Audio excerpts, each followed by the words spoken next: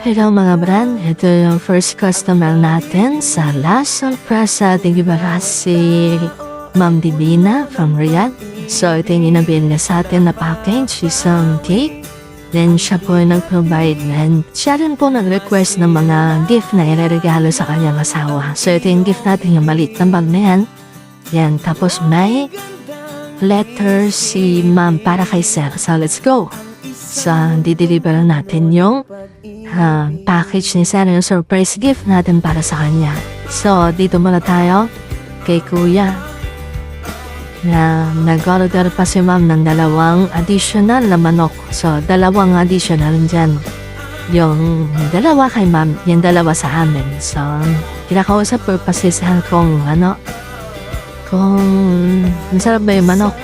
Sa may sakli ba tayo dito? Kukunin natin ang sakli. Yung kupit na naman. So, nandito na naman tayo sa bahay ni Sir. So, yan, nagulat siya kung sino yung mga bisita niyang gabi. Tsaka bakit nalaman na birthday niya na yan. So, yan.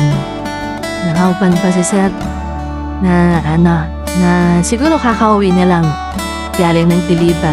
So, sa mga gustong magpa-supply na mga manok, yan, si Sir nag-aalaga yan siya ng mga manok, tsaka nagdi-deliver din siya.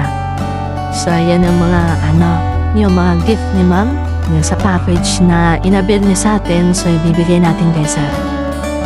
Yan, madami yan siya. Yan, mura lang yan siya. Ang importante na pasaya natin si Sir sa birthday niya. Pinuna natin yung regalo natin kay Sir. Yan, regalo natin yan. Daling yan dito sa La Sorpresa de Gibaras. Yan, may letter yan siya. So, before natin basahin yung letter na galing kay Ma'am, ay nag-request tayo kay Sir na kung pwede, magdamit siya.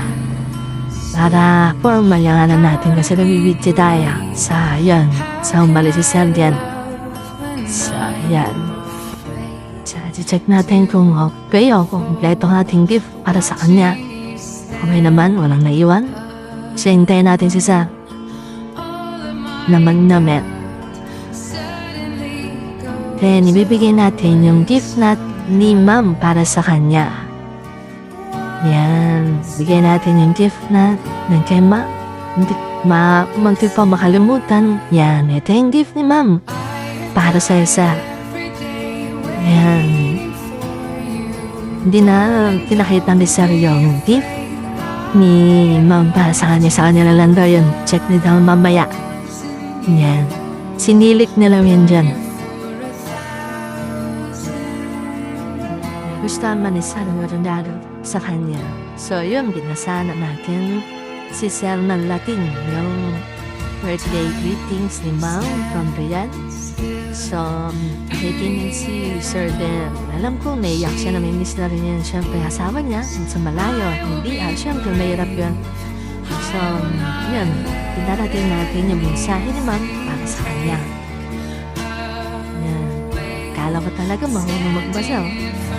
So, salamat sa panonood. So, another satisfied customer na naman ng